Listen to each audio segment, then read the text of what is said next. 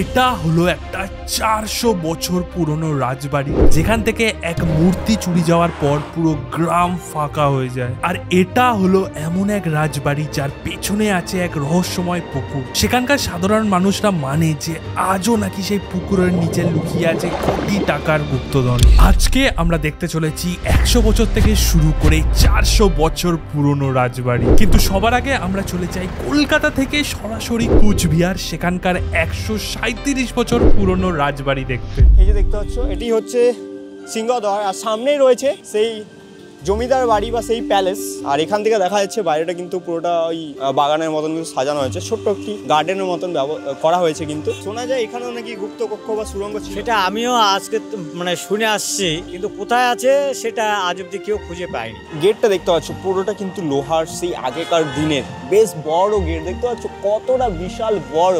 এই প্রতীক রয়েছে দেখতে পাচ্ছ, এটা হচ্ছে কোচ রাজাদের নাকি প্রতীক, এমনটাই কিন্তু আমরা জানতে পারলাম। পিলারগুলো দেখলে বোঝা যায় এই বড় একটি লোহার গেটকে কি মজবুত একটা পিলার কিন্তু ধরে রেখেছে। আর যদি গেটের উপরে কথা বলে, একদিকে কিন্তু সিংহ রয়েছে এবং একদিকে কিন্তু হাতি রয়েছে। ভিতরে গেলে পরে এখন আপনি দেখতে পারবেন যে রাজার কিছু ওই তরোয়াল আছে, তারপরে বল্লম আছে, তখনকার আমলে যে রাজার আমলের যে বাঁশের কিছু জিনিস বানানো আছে, ত্রিশূল এইসব জিনিস আছে। রাজবাড়ির পিছনে একটা মন্দির আছে, শিব মন্দির আছে, বোর্ড রয়েছে, এখানে লেখা রয়েছে কোচবিহার রাজবাড়ি। বর্তমানে এটি একটি হেরিটেজ সাইট। ভারতের সবচেয়ে প্রাচীন এবং ঐতিহ্যবাহী যে জায়গাগুলো রয়েছে তার মধ্যে কিন্তু এই রাজবাড়িটাও একটি স্থান অধিকার করে রয়েছে। মানে রাজবংশীদের দেশ ছিল তো আমাদের, এই রাজা তো হলো রাজবংশী, তো মানে এই রাজ্যটা পুরো রাজবংশী এলাকা ছিল, না পাকিস্তান না ভারতে এরকম ছিল। সিংহদ্বারের ঠিক উল্টো দিকে রয়েছে রাজ প্যালেস, কোচবিহার রাজ প্যালেস, যেটি কিন্তু নির্মাণ করেছিল নৃপেন্দ্র নারায়ণ। শোনা যায় এই কোচ সাম্রাজ্যের মানে কোচ রাজার প্রায় 500 বছর ধরে শাসন চলতো এই জায়গায়। এই বাড়ি আজ থেকে প্রায় ওই 137 বছর পুরনো। 1949 পর্যন্ত শেষ যিনি রাজা উনি ছিলেন। 50-এ এটা হ্যান্ড ওভার করা হয়, মানে ভারতের সঙ্গে রাজার যোগ হয়। একটা সময় যখন আমাদের পুরো ভারতবর্ষ ব্রিটিশের আন্ডারে ছিল, সেই সময়েও এই কোচবিহার রাজ্য কিন্তু একটা স্বাধীন রাজ্য ছিল। তো বর্তমানে এই জায়গায় কিন্তু দু সাইডে কিন্তু বাগান করা হয়েছে, ছোট পার্কের মতন কিন্তু করা হয়েছে। এখানে আসছেন মানুষ, এসে বসতে পারছেন। এবং এই প্যালেসটি সম্পূর্ণ কিন্তু রোমের ভ্যাটিকান সিটি এবং লন্ডনের বাকিংহাম প্যালেসের উপর কিন্তু নির্মাণ করা হয়েছে এর কারুকার্য। রাজাদের চেহারা বা তাদের সাজ পোশাকের যে ছবি দেখলাম, তাতে ওনারা ওই কালচারের উপর অনেকটা ডেডিকেটেড ছিলেন, ওই কালচারটাকেই আনতে চেয়েছিলেন। এখানে কিন্তু অনেকগুলি গোলাপ গাছ লাগানো হয়েছে, তার সাথে কিন্তু এখানে একটা ফাউন্টেন রয়েছে যেটি বর্তমানে এখন বন্ধ। আর সামনে রয়েছে দুটি কামান।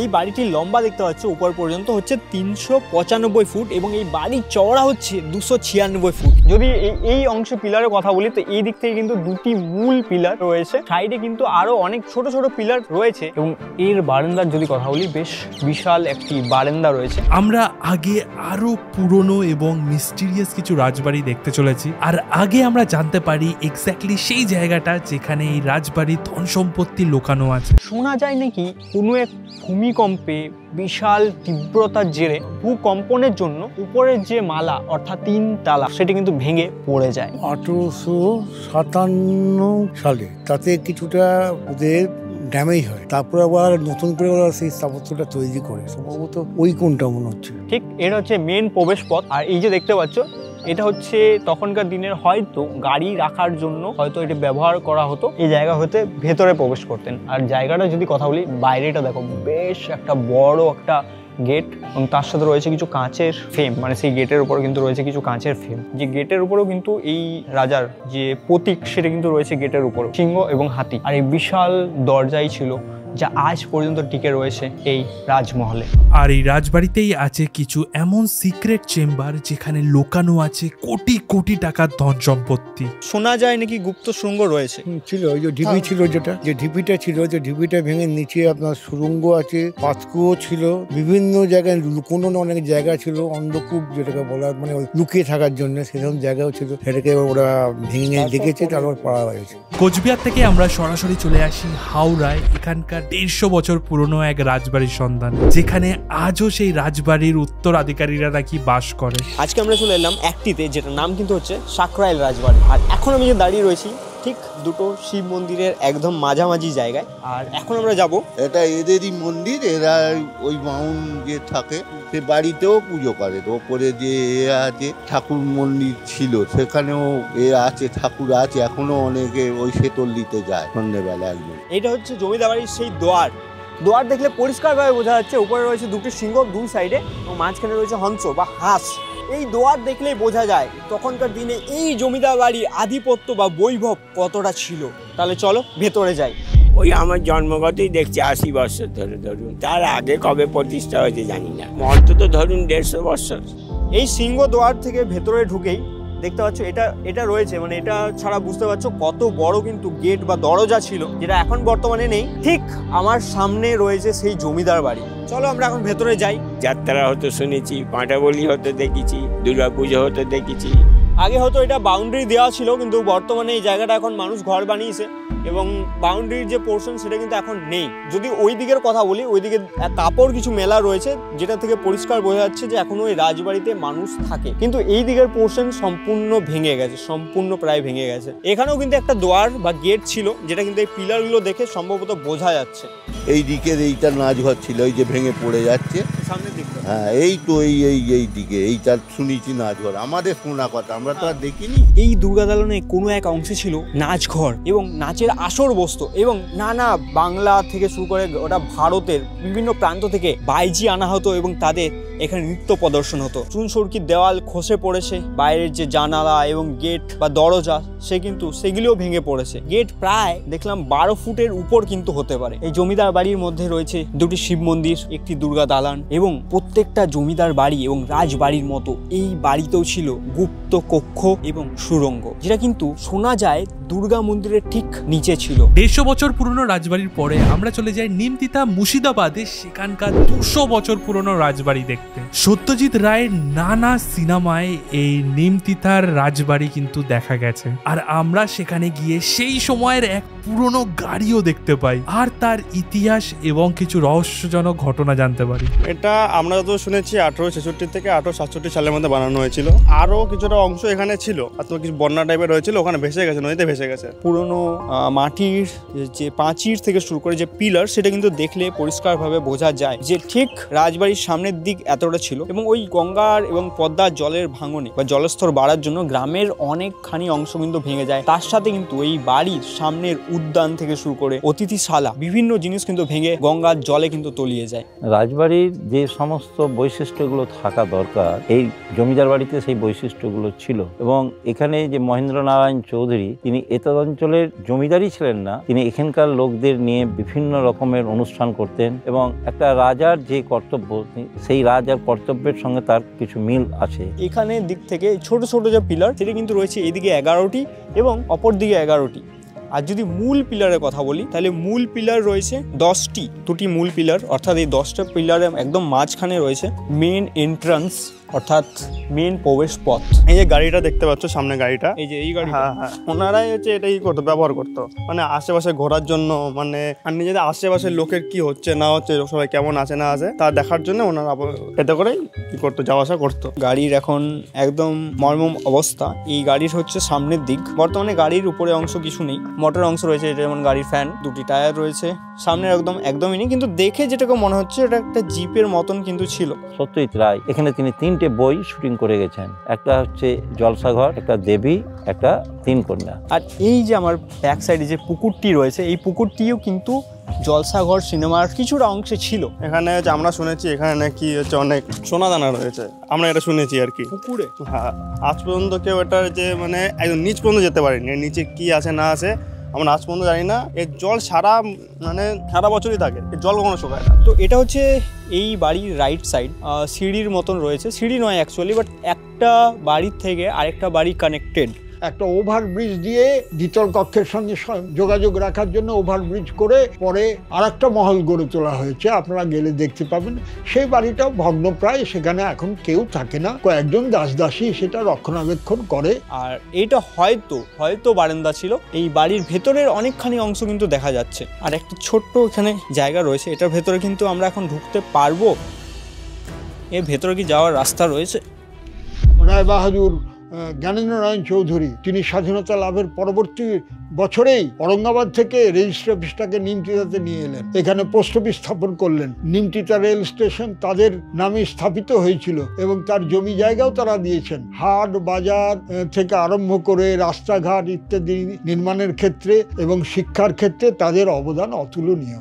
এইরকম একটা ছোট রুম কিন্তু রয়েছে, উপরে কিন্তু ছাদের অংশ সেটা কিন্তু পরিষ্কারভাবে বোঝা যাচ্ছে। গাছের যে শিকড় বাকড় সেটা কিন্তু পুরো এই রুমটা বা এই ঘরটিকে কিন্তু একদম শক্তভাবে ধরে রয়েছে। যেহেতু এটি পৌর বাড়ি, তো এখানে সাপ এবং আরো অন্যান্য জিনিস কিন্তু রয়েছে। তো তেমন কিন্তু এই যে দেখতে পাচ্ছ সাপের একটি খোলস কিন্তু এখানে রয়েছে, এখানে প্লাস ওখানে, প্লাস যদি পেছন দিকে কথা বলি এখানেও কিন্তু সাপের খোলস কিন্তু রয়েছে। তো একটু সাবধানে কিন্তু আমাদের করতে হবে। পাক ভারত একটা সম্মেলন হয়েছিল, এখানে তার প্রথম সভাটা এখানেই হয়েছিল। বাংলাদেশকে পূর্ব পাকিস্তান করার জন্য যে প্রস্তাবটা নিয়ে আসা হয়েছিল, এখানে একটা সভাও বসেছিল ইংরেজদের সঙ্গে, হ্যাঁ, আমাদের ভারতীয় সরকারের এই বাড়িতে। আমাদের এই সামনেই যেটা, সেটা হচ্ছে রাজশাহী ডিস্ট্রিক্টের যেটা এই গ্রামটার নাম হচ্ছে ঠুটাপাড়া বা তারাপুর বলে, যেটা ভারতের শেষ বাংলাদেশের শুরু। তো এটা কি আমরা বাড়ির ভেতরে প্রবেশ করে? হ্যাঁ, বাড়ির ভেতরে প্রবেশ করলাম।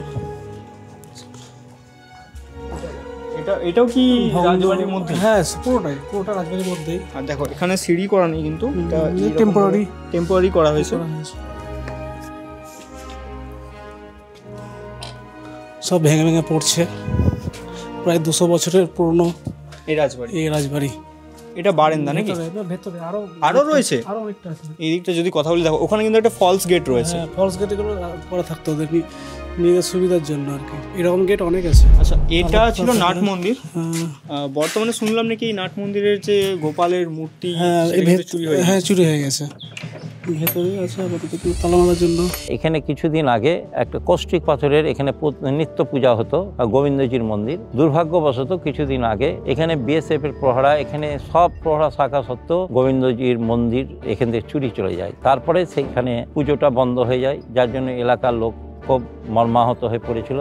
অনেক চেষ্টা করেও তার চুরি গেল কিভাবে, কে নিয়ে গেল, কিছু ধরার পড়েনি। এটা শুধু একটা চুরি না, এটা হলো বাংলার একটা ইতিহাসের অংশ আমাদের থেকে ছিনিয়ে নেওয়া হয়েছে। এরপরে আমরা যে জায়গাটায় যাচ্ছি, পশ্চিম বর্ধমানের 300 বছর পুরনো রাজবাড়ি দেখতে, সেখানেও কিছু এরকমই একটা ঘটনা ঘটেছে। পশ্চিম বর্ধমানের মানকড়ে রয়েছে এই একটি অদ্ভুত জমিদার বাড়ি, যেটির নাম কিন্তু রংমহল। এই থেকে পাঁচির ছিল একটা। আচ্ছা, ওই যে এটা গেট, মেন গেট এটা ছিল। হ্যাঁ, মেন গেট এটা। এই রাস্তা থেকে ঢুকতো। আচ্ছা, এটা হচ্ছে পুকুর, আমাদের পুকুর পার হয়ে যেতে হবে। হ্যাঁ, 200-300 বেশি হয়ে যাবে। বহু পুরনো বাড়ি তো, সব ভেঙে গেছে, চুরমার হয়ে গেছে। সোনা জানা অনেক কিছু ছিল, বহু সোনা জানা ছিল, জমিদার ব্যাপার সব চুরি হয়ে গেছে। শিব মন্দির, 2-3টে শিব মন্দির চুরি হয়েছে, কিছু নাই আর, সব চুরি হয়েছে। আগে খ্যান হতো, ধুমধাই করতো, বাজি ফুটতো, লোকে লোকালো, এত মেলা হতো না, কত লোক খেত, প্রচুর লোক, মান করে যত আছে ঝেঁটিয়ে চলে আসতো এখানে। অবশেষে এসে পৌঁছালাম সেই গেটের ঠিক সামনে। এটাই নাকি প্রমুখ বা মেন দোয়ার ছিল বা গেট ছিল, যেটি গেটের কিন্তু দুপাশেই অস্ত্র রয়েছে, উপরে কিন্তু চাঁদ রয়েছে, আর উপরে কিন্তু 3টি জানালা বা ব্যালকনির মতন কিন্তু রয়েছে। এটা এখানে আপনার লবজ বাজতো আগে আর কি, লবজ পরে বাজতো। লবজ মানে বাজনা। আচ্ছা, ওই উপরে বাজতো নাকি? হ্যাঁ, ওই পুজোর সময় নবজ বাজতো, সেই অঞ্চলে বাজায় না। হ্যাঁ, বেশি বড় না, কিন্তু বড় গেট বলা চলে। গেটের কোনো অংশ কিন্তু আর সেই রকম ভাবে নেই। ভেতরে তো দেখছি বেশ প্রায় ভগ্ন, সবকিছু প্রায় ভেঙে পড়ে গেছে। সামনে একটি দেখতে পাচ্ছি বেশ একটা মন্দির, 2টি 3টি 4টি 5টি 6টি সিঁড়ি, একটু দেখে চলতে হবে। এটা রাধাবল্লভ মন্দির। রাধাবল্লভ মন্দির মানে মাঝে কি মন্দির বা ঠাকুরের কোনো মূর্তি ছিল? হ্যাঁ, এখানে একটা বিশাল শিকড় ছিল ঝুলতো উপরে ওঠার জন্য। সেটা ওনার উপরে যদি কোনো কার্যক্রম করতে হতো না, একটা শিকড় ছিল রেস্তাম মোটা, ধরে ধরে আমরা উঠতে পেত। দেখে খুব অবাক লাগলো যে এখানকার যে বৃদ্ধ লোকেরা আছে তাদের আজও কেমন পুরো চোখের সামনে জল জল করছে সেই পুরনো ইতিহাস। কিছু কিছু জায়গায় এখনো কিন্তু যে কারুকার্য রাধাকৃষ্ণ সেটা কিন্তু রয়েছে, মুখের অংশ কিন্তু ভেঙে পড়েছে। যদি ভেতরে কথা বলি, উঁচু, বেশ অনেকটা উঁচু গম্বুজ আকৃতির রয়েছে এই রুমটি, আর ভেতরে কারুকার্য বেশ সুন্দর। আর উপরে দেখো 7টি টোটাল কিন্তু এখানে গেট রয়েছে, আর প্রত্যেকটা গেটের কিন্তু ডিজাইন বেশ অনেকটাই আলাদা, আর কারুকার্যগুলো বেশ সুন্দর। তবে এই গেটগুলো কিন্তু ফলস গেট। এখানে উপরে যাওয়া সিঁড়ি রয়েছে, তবে কি অবস্থায় রয়েছে তা জানি না, দেখি, একটু সাবধানে পা দিতে হবে। এই যে অংশ, এগুলো কিন্তু ইটের মনে হলো, এগুলো কিন্তু ইট নয়, খুব সুন্দরভাবে নিখুঁতভাবে ডিজাইন করা রয়েছে। ছোট ছোট সিঁড়ি, এই যে নিচে দেখো, নিচের অংশ প্রায় ভেঙে পড়েছে। এবার আমাদের রিস্ক হচ্ছে কি আমরা ওই পারে যাবো কি যাবো না। ওই অংশগুলো খুব একটা এখনকার দিনে মজবুত থাকবে না। আমরা এখন উপর দিকে উঠেছি, উপরের অংশ দেখতে পাচ্ছ রিস্ক রয়েছে, আর প্রত্যেকটা সিঁড়ির এই জায়গাগুলো কিন্তু কালগা করা রয়েছে। আমরা উঠে গেলাম একদম উপরে। এখান থেকে রাধা মাধবের সেই মন্দির, এই বাড়ির দোতলা ছাদ তা কিন্তু পরিষ্কারভাবে দেখা যাচ্ছে। এখান থেকে বোঝা যাচ্ছে এই জায়গাটা কিন্তু বিশাল বড় ছিল। এটা কিন্তু হয়তো জমিদার পরিবারের থাকার অংশ। নেক্সট আমরা চলে যাই পূর্ব বর্ধমানের সেখানকার 400 বছরেরও উপরের এক পুরনো রাজবাড়ি দেখতে। আর ভাগ্যক্রমে সেই রাজবাড়িরই একজন পরিবারের লোকের সাথে আমাদের কথাও হয়, যিনি নিজের মুখে বলে যে একটা ছোট্ট জিনিস সেই রাজবাড়ি থেকে চুরি যাওয়ার পরে কি করে সেই রাজবাড়ির সহ পুরো গ্রামটা শেষ হয়ে যায়। এই হচ্ছে সেই রাজবাড়ি, আর এই রাজবাড়ির ইতিহাস প্রায় 400 বছরেরও পুরনো। পরিবারটা 400 বছর ধরে চলে আসছে। করমানন্দ রায় আসলে বর্ধমানের যে রাজা ছিলেন তার দেওয়ান ছিলেন। তারপরে ওনারা যখন দুদিকে ভাগ হয়ে যায় তখন ওনার আন্ডারে এই স্টেটটা পড়ে। বর্তমানে নাট মন্দিরে যে চালা সেটা কিন্তু ভেঙে গেছে, কিন্তু দুর্গা মন্দির এখনো ভালো অবস্থায় রয়েছে এবং প্রতি বছর আগেকার মতোই কিন্তু এখানে পুজো হয়ে আসে। এই যে অংশ এটা কিন্তু হচ্ছে নাট মন্দির, রয়েছে বিশিষ্ট লম্বা একটা বড় বারান্দাযুক্ত চারিপাশ। 7 সন্তান ছিলেন, 7 সন্তানের নামে এরকম যে ওই উঁচু উঁচু জায়গাগুলো দেখতে পাচ্ছেন না, এটা এই সিঁড়ির মাঝে উঁচু উঁচু জায়গা রয়েছে, ওগুলো এরকম 7টা আছে। তো 7 জনের জন্য 7টা মহল ছিল, সেদিন 7 মহলা বাড়ি বলে। তো আমরা সেই এক ভাইয়ের পরিবার। এটি হচ্ছে সেই মহল বাড়ি। বর্তমানে কিছুটা অংশে কিন্তু এখনো মানুষ থাকছে, যেটা কিন্তু দেখে বোঝা যাচ্ছে ঠিক এই অংশে। কিন্তু বাকি যে অংশ, অর্থাৎ বাকি যে 6খানা মহল বা প্রাসাদ বা বাড়ি, সেগুলো কিন্তু প্রায় ক্ষতিগ্রস্ত বা প্রায় ভেঙে পড়েছে। তেমনই কিন্তু একটা দিকে আমরা চলেছি, এই বাড়িটার মতো সেম টু সেম বাড়ি একটা এইদিকে আছে, তার নাম হচ্ছে আমরা বলি রাধা বল্লভ। সেখানে রাধাকৃষ্ণর মূর্তি স্থাপন হওয়ার কথা ছিল, মূর্তি এসেছিল কিন্তু মূর্তি প্রতিষ্ঠা হয়নি। সে সময় আমাদের পরিবারের সমস্ত লোকরা মূর্তি প্রতিষ্ঠা করতে কোনো কারণে লেট করছিল। তো তখন ঠাকুর পাশের গ্রামের এই মালান দিকে আছে, এইদিকে বামুনগাঁ কি সব গ্রাম আছে, মানে ওখানে একজনকে স্বপ্ন দেয় এবং তিনি এই ঠাকুরটা মানে নিয়ে চলে যান এখান থেকে। বাড়ির অনেকখানি অংশ কিন্তু জঙ্গলে ভর্তি হয়ে গেছে, আর এটা হচ্ছে প্রায় সামনের দিক। হয়তো এটি 7 যে প্রাসাদ বা মহলের কিন্তু একটি। আরও জানার কৌতূহল নিয়ে আমরা চললাম ভেতর দিকে। অবশেষে চলে এলাম সেই জায়গাটিতে। বেশ অনেকখানি পৌর বাড়ি, কিছুটা ভালো অবস্থায় থাকলেও ছাদের অংশ কিন্তু নেই বললেই চলে। হঠাৎই একটা চোখ গেল ঠিক ওখানে। ঠিক এটা কি আমিও ঠিক জানি না, বাট একটা প্রতিমূর্তি রয়েছে জানালার ঠিক উপরে, কেউ যেন তাকিয়ে রয়েছে ঠিক সামনের দিকে। তারপর থেকে আমাদের এই পরিবার ঠাকুর গ্রাম থেকে চলে যায়। তারপর থেকে গ্রামের সমস্ত মানুষদের আর্থিক স্থিতি খারাপ হয়ে যায়, তারপরে জঙ্গল গভর্নমেন্ট নিয়ে নেয়, তারপর আস্তে আস্তে আমাদের এসব বাড়ির অবস্থা খুব খারাপ হয়ে যায়। ওয়েস্ট বেঙ্গলের কত রাজবাড়ি আছে যেগুলো ঠিকভাবে মেনটেন না হওয়ার জন্য আস্তে আস্তে মুছে যাচ্ছে। আমাদের ছোট্ট একটু চেষ্টা ছিল তারই মধ্যে কিছু তোমাদের সামনে তুলে ধরা এবং এই চ্যানেলের থ্রুতে তার ইতিহাসটাকে অমর করে রাখা।